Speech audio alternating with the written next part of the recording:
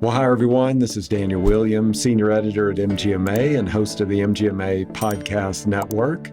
We have another MGMA Member Spotlight podcast today, and I'm glad to welcome Julie Bouziotis to the show. Julie has her MBA, FACHE, FACMPE, and she's Department Administrator at Stony Brook Dermatology Associates, and she is just a lot of fun to get to know. She's a member of our MGMA book club, and she's just a great support line. So, Julie, welcome to the show. Thank you so much. I'm so excited to be here.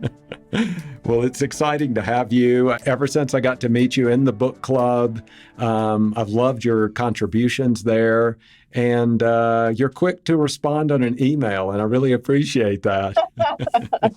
Well, thank you. For sure. So let's talk a little bit about you first. Let's look at your healthcare journey. Talk to us about how you got into healthcare in the first place, and anything else you want to share about that journey. Okay. Well, interestingly enough, when I graduated from college, I had a real love and passion for English literature. And I was preparing for my GMAT. I wanted to become an English professor in college. And so my girlfriends and I had some very important temporary jobs to keep the money coming in. I was working at Saks Fifth Avenue executive corporate offices in Manhattan. And there wasn't much for me to do there except answer a phone call here and there. So I sat there studying for my GMAT. One day, my girlfriend calls me and says, "Look, I got an interview at this orthopedic foot and ankle practice down at the World Trade Center. And I got the job, but you know what? Something else in the interim came up that's better. So I recommended you as a second." I said, "Oh, okay." And that is really the start of how I even came into healthcare at all. It was the last thing on my mind. I went for the interview. I got the job. I had no idea what I was doing, but ultimately it turned out to be my niche. Okay. Well, it is clear, and you have fully embraced it to have two different fellowships. I mean, that is incredibly impressive. You might not have gone on to be an English professor, but you wear that hat well in our MGMA book club and as a thought leader at MGMA as a member as well. So thank you for that. I was looking at your notes, and one of the things you mentioned was realizing you wanted to reconstruct yourself to add more value and do greater things. That's a pretty lofty, goal to have, but also it could be pretty broad too. So what did you mean by that? So I'm going to go back to my experience, my first 15 years of experience with this foot and ankle surgeon in Manhattan. And I'm also going to tap onto something that Stephen Covey says in The Speed of Trust, and that is you can have 10 years on the job with 1 year of experience multiplied 10 times, or you can have 10 years of real experience. And when I read that, it really resonated with me. And it brought me right back to those 15 years that I wore all hats in this orthopedic practice. It was a very dynamic practice. I grew the practice with this surgeon, and he is an incredible person. And he was incredible to me in terms of mentorship and guidance and coaching. But I realized multiple times that I was that person that was having the same experience over and over and over again. And I just wanted more.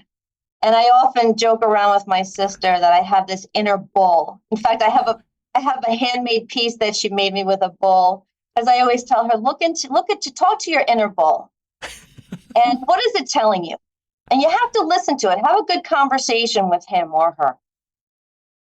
So I'm embarrassed to say it, but I had actually tried to prepare for my GMAT a couple of times while I was with this physician, and I didn't do very well. And so I kept saying, okay, I'll do it next year, or I can wait. But ultimately, you come to a tipping point, there's an inflection point in your life, and you know that you really want to do more. You just feel it in your bones. You've got that hunger, you've got that desire. And as much as you know that you can do it, you also know you don't have the tools to do it. And how do you just come to a hard stop and to a restart? and I will be very fair with the audience, I think it's important to be a little vulnerable with everybody, humanize health for everybody. So it was also a time that I faced a failing marriage. I was relatively young. I was married to an amazing person who had a really hard struggle with drug addiction. And so he needed to find his way forward to a better place and climb a new mountain, and so did I. So that's where I say I wanted to become a new version of myself, and I wanted to reconstruct myself. I wanted to be smarter. I wanted to do more. I wanted to be comfortable in the uncomfortable spaces. I wanted to interact with people who were doing important things, far more important than the day-to-day. So that was my tipping point for starting the restructuring, if you will. Well, that was wow, it was an incredible insight for you, but also true bravery to do that. Talk about that experience then when you realized you were going to go to Julie 2.0 or however you want to describe that. But what was that experience like to make yourself vulnerable like that, put yourself out there, and then kind of get some wins along the way? And how'd that experience, treat you? So many people want to make a change, and they're so afraid for so many different reasons. They have existing commitments, and you hear over and over again how there are life experiences, dramatic or traumatic. Thank God this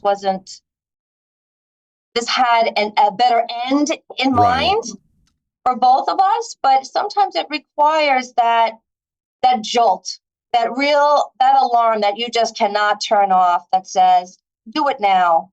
There's no reason not to do it now. And I felt very guilty. I felt very sad for my boss, because I know he was heartbroken, but at the same time, he encouraged me and he supported me. So it was bittersweet. And we primed a new manager to take my spot, and we kept in touch while I was not there. So I was a helping hand, even though I was not there on site. And I dove full force into my MBA. I did not do anything else except school. I did it from 7:00 in the morning until 3:00 in the morning every day. Wow. And I'm one of those people who I'm smart, but I have to work hard at it. I'm not embarrassed to admit that. Yeah. And I did. I made the sacrifices that were required, and I was thinking with the end in mind, and it worked. It worked out well. When you emerged from that study of the MBA, what was the next step then? Did you go back into healthcare? Did you do something else for a while? I did. I went right out to an agency, and I was ready to find a job immediately and put all of my new skills to work. I had actually just completed an intense business plan. I had an idea that I wanted to take back to this orthopedic surgeon. That never came to fruition, but that's okay. But I had that, and it was a good carrot to dangle, because it interested new employers, because it showed that I was thinking like a real entrepreneur, and who doesn't want that? Yeah. So, and I did. I wanted to go bigger and better, and I wound up with Dr. Ariel Ostad in Manhattan. Huge practice. Name it, they did it there, to Mess and Lipo and Mohs surgery, and they sold products, and it was a whirlwind, and I was ready to take it on. That is awesome. Well, beyond the MBA, you later, as we both have talked about, you pursued fellowships. So talk about that process, because that's quite a commitment as well. In the last several years, again, I've been here with Stony Brook Dermatology for 14 years, and it seems like those life cycles tend to get a little bit shorter as we become more mature. And I've accomplished a lot, and we do a lot here every day, but I knew that I needed to do more. I talk about relevance and staying fresh, and I think it's so important, not only to the person that you have committed to the department or the organization that you're committed to yourself also to bring your best game forward for everybody's benefit. And the ACHE was a wonderful experience. It took me a couple of years to get through all of those credits because I was doing that in conjunction with working full time. So it was a big sacrifice, but it was so worth it. And then after that, the fellowship in ACMPE, and it's been tremendous. I can't tell you the tremendous honor that it is to have those credentials behind my name. Right. On my email signature, and people have come to know me as this person who has, done the work and put in the time, and it's wonderful. I would do it all over again. Yeah. So we've worked on a little bit, talked about your journey. We've talked about the additional training and education that you've received. Tell us a little bit about Stony Brook Dermatology. What do we need to know about that? What's the size and scope of the practice? So when I started here, we had probably 6 or 7 faculty. We had, maybe our office was about 6,000 square feet, and I was the office manager. And again, I wore many, many hats. And over time, we grew to 17,500 square feet of space. That was my big aha years ago. And at the same time, simultaneously, we were actually building out a satellite practice about 20 miles from here. So it was tremendous in terms of in scope. And I had never undertaken such a huge project before. So thankfully, I had a really fabulous team working with me, and we pulled it off. And it's been great. It's been really great. But those are not the things that I learned when I got my credentials. That's more the hands-on stuff. It is, yeah.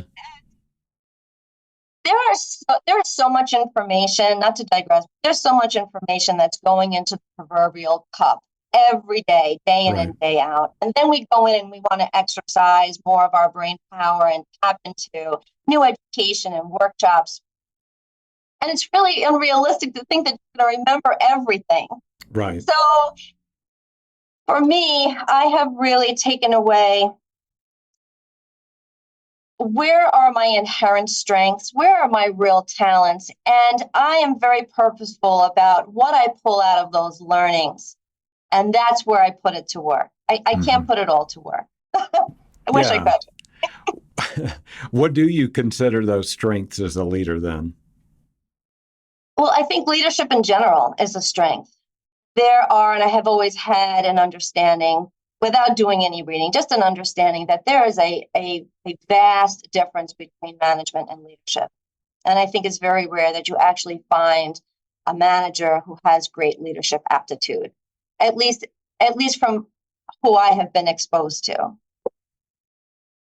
And it's confused. So I'm not interested in just checking the boxes. And maybe it would be worthwhile for me to go back to who I was in those first 15 years. I was that manager. I had no leadership skills. I look back now, I realized I had no leadership skills at all. I had great values. I had great guiding principles. I had super high expectations of myself and of everybody else around me. But all the horsepower was in the work, and none of it was in the team. And I had to learn later on how to calibrate those expectations so that they were in alignment with who the different people were that I was working with, and being able to balance, the strengths of different people so that you get to that gestalt that everybody is hopeful to find. And I would say in the last 2 years, I've done a tremendous amount of reading. I love Stephen Covey. I love Lencioni. I can't remember his first name right off the top of my head. Right. Terrible. We just read him, The Motive. Yeah. I know. And the five dysfunctions of Patrick Lencioni. I had to think about that. Yeah. All of the takeaways and the fundamental concepts that they talk about, they're already present, but when they take it and they synthesize it and they distill it to really understandable terms, and then you turn it out and put it to work. And I have seen amazing things happen with people, and they're the ones who are becoming amazing. But it's because I've been able to help them see things better. Yeah. Can you give And us an example of that? yes, so we have an LPN. She's rather young, and she's very gifted. She's extremely skilled. She works with one of our highly dynamic cosmetic dermatologists. Wonderful skill, incredible skill. So the competence piece was 100%. The character leadership piece needed a lot of work. The attitude was off. The perspective was off. And I knew that we wanted to prime her to ultimately lead other nurses in that suite. But I had reservations about allowing someone to lead others in my stead without having them show me that they know how to lead other people. Do you know how to talk to people? Do you know how to depersonalize? Do you know how to de-escalate? Do you know how to, do they see you modeling the way? Do you put emphasis on trust building and relationship building and being a little vulnerable? You know, you don't have to wear your heart on your sleeve, but you have to let people know that you make mistakes. And every mistake is a learning opportunity to get smarter. Let's get smarter together. And it was rather tumultuous in the beginning, to be honest with you, because I think that she saw me as her adversary when I really wasn't. At the core of it, I just wanted to see her shine in a way that I knew she had potential, but she was getting in her own way.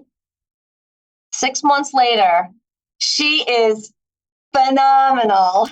She is phenomenal. And, you know, we put a very, very simple exercise to work.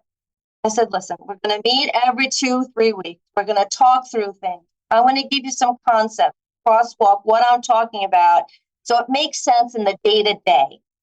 It's not so abstract. I tend to be very abstract. And I said, I want you to give us a wrap-up, us meaning the leadership group working with her. I want you to give us a wrap-up every week, and I want you to talk through what changed. If it changed, what did you do differently? If you didn't do anything differently, what was someone else doing differently? How could it have been done better? You know, et cetera. Yeah. And if I could share these emails like in one of those cartoon clips where you could just fast forward through everything. What we were reading in the first couple of weeks to what we have been getting in the last couple of weeks, it is absolutely dynamite. And I am just overjoyed. I feel so proud of this nurse. I feel so exhilarated for her because I know that she is embracing this to the max. Yeah. And, you know, she is saying things like, I want to reshape the culture. We have to represent the brand.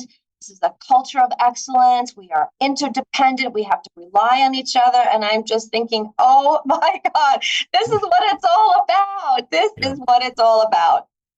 So that's incredible. Thank you for sharing that story.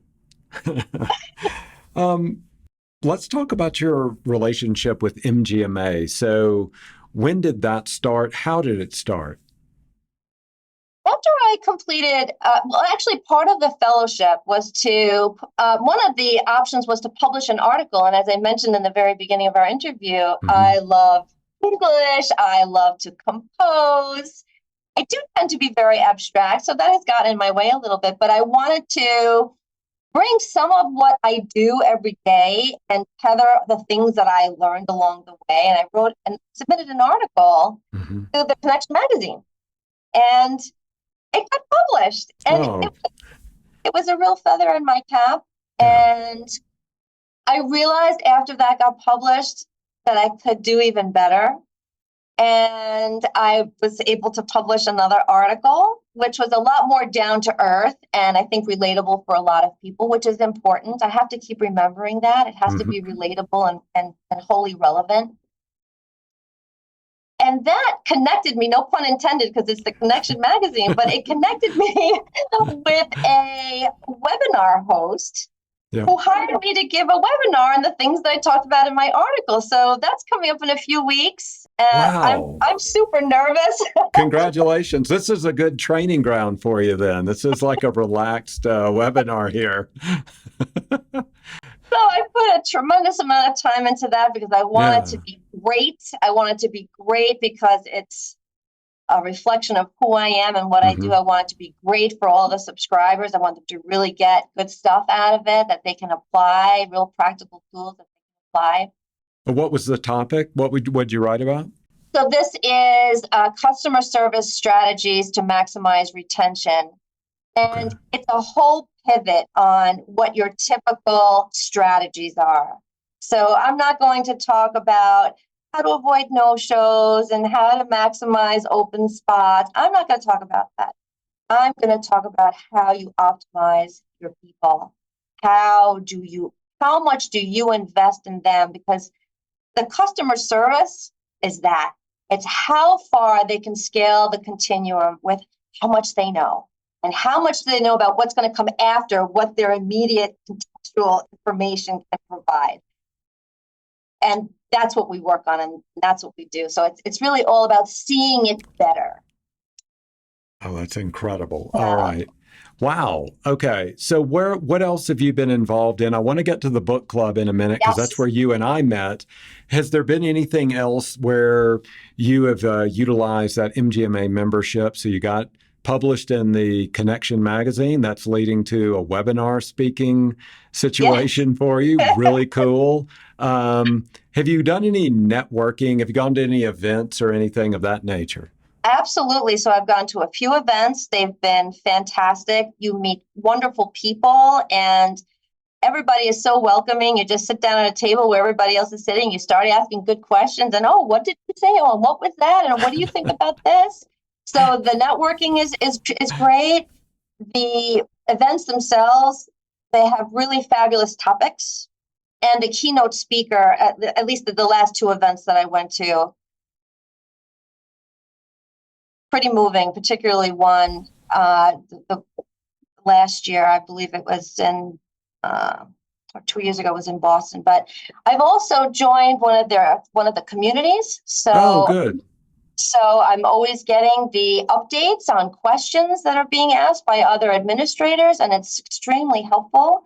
There because that I've been able to offer some good feedback, but Hmm. I'm always reading and watching what's coming in. A Yeah. lot of smart people out there.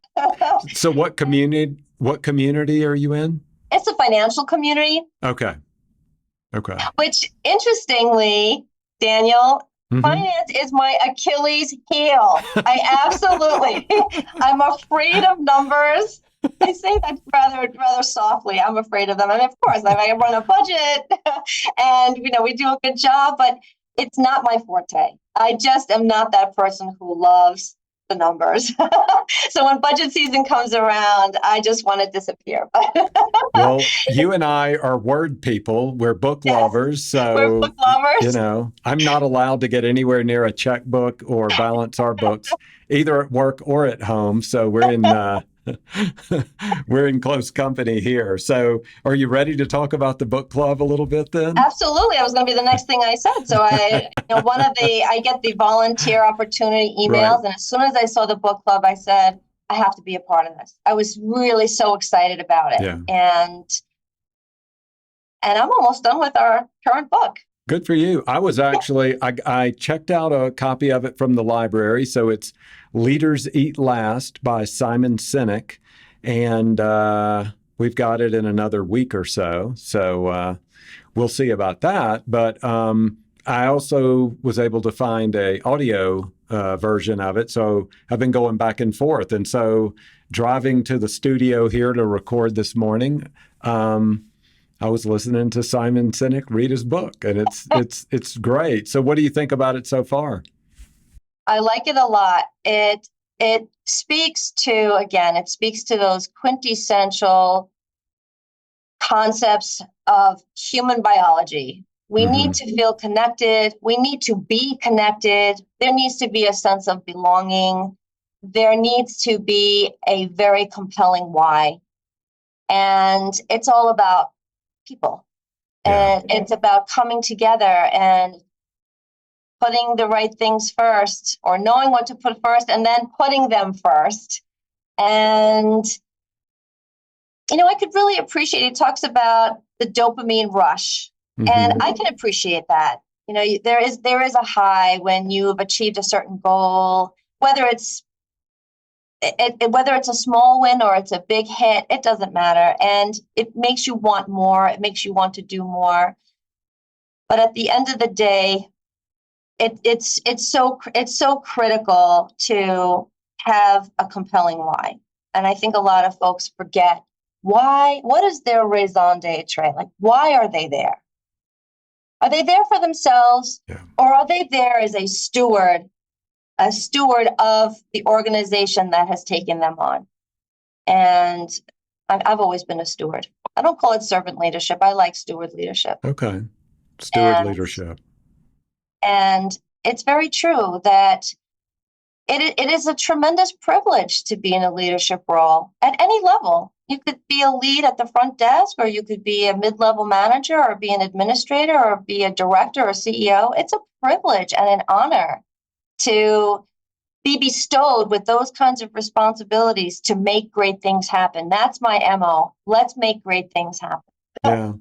Why do you choose the steward leadership term rather than servant leadership? What does steward mean to you that maybe servant doesn't get to? No, I think it's just the word choice. I think the truth is that I think there's some connotation associated with servant that might not sit well with many people.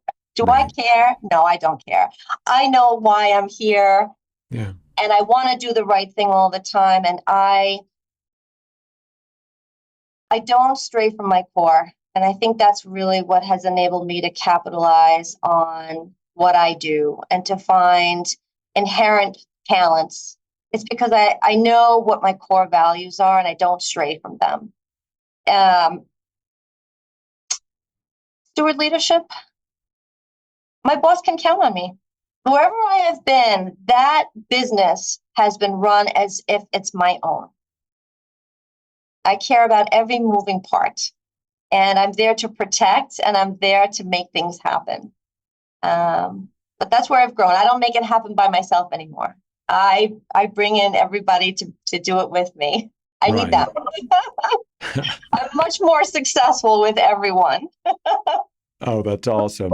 It sounds like you're well into the book. I'm still in the early stages of it, but just for our listeners, the title comes from a military practice where the higher up you are in the military, the later you eat in the lunch line, that the lowest ranking military people, they eat first, and then it just progressively goes back like that. And it's using that as an example.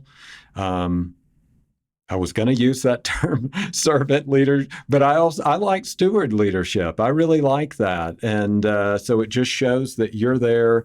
And it really goes back to what you've been saying throughout this interview, Julie, that it's about really humanizing, recognizing, having empathy for, and truly caring for the people you work with. Because you had made a great example that y'all put all the horsepower into the work, but now you're kind of turning that engine and putting the horsepower into the people as well. Yes. Yes. Do you have an example of, like, with your team, anything else maybe you want to share where you've really maybe celebrated a win with a team member or anything else like that?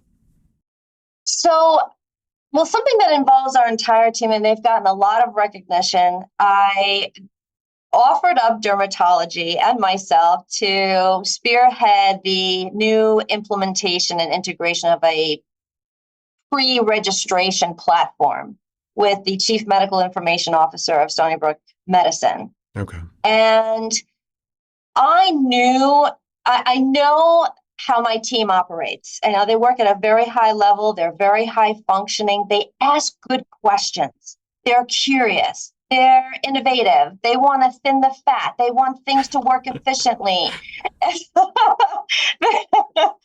And I knew that when we were going to go first in the first phase, I promised the CMIO and the 75 people who were in this group, it was a tug of war on what this enterprise-wide forum was going to look like, sound like, that my team was going to be looking at every detail. Where's the hiccup? Where's the redundancy? How can we do this better? What are our patients saying? Are they getting feedback?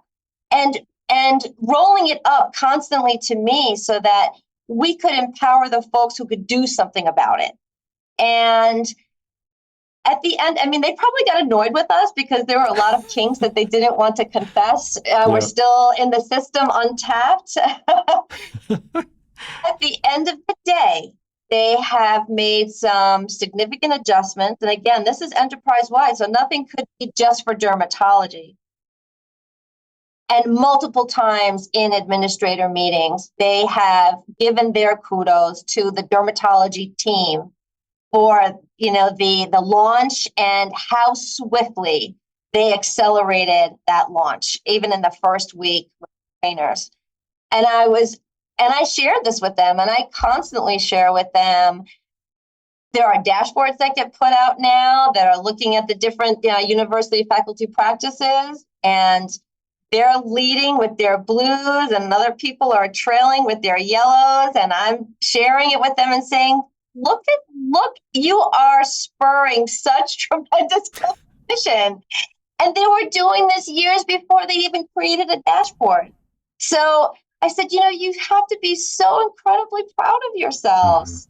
Keep it going, finish strong. This is what it's all about. And it's reinforcing. The more those small wins are amalgamated, they get those aha eureka moments. They get closer to that inner nirvana and they say, I can do more. I'm going to do more. I'm going to ask more questions.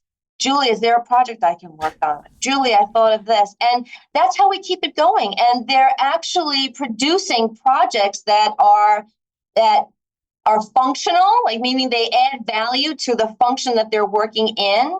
And it gives them that they take their expertise to another level. And it's incredible to see. I love it.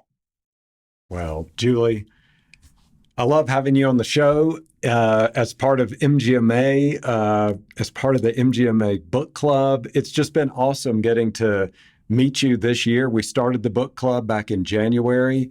So I love how you take control sometimes in a good way. You actually apologized and said, am I talking too much? I went, absolutely not. I mean, you were almost an English professor, so you should be leading the thing instead of me. So Hardly. But it has been so much fun to have you on the show, get to hear your healthcare journey, your leadership style, and the contributions you're making to both Stony Brook and to MGMA and to the healthcare community. So thank you so much. Thank you so much. Thank you. I loved every minute of it. All right. Well, that is going to do it for this episode of the MGMA Member Spotlight Podcast. We've been joined today by Julie Bouziotis. She is an MBA, an FACHE, an FACMPE, an MGMA book club member, and she's also, most importantly, department administrator at Stony Brook Dermatology Associates. And thanks to all of you for listening to the MGMA podcast.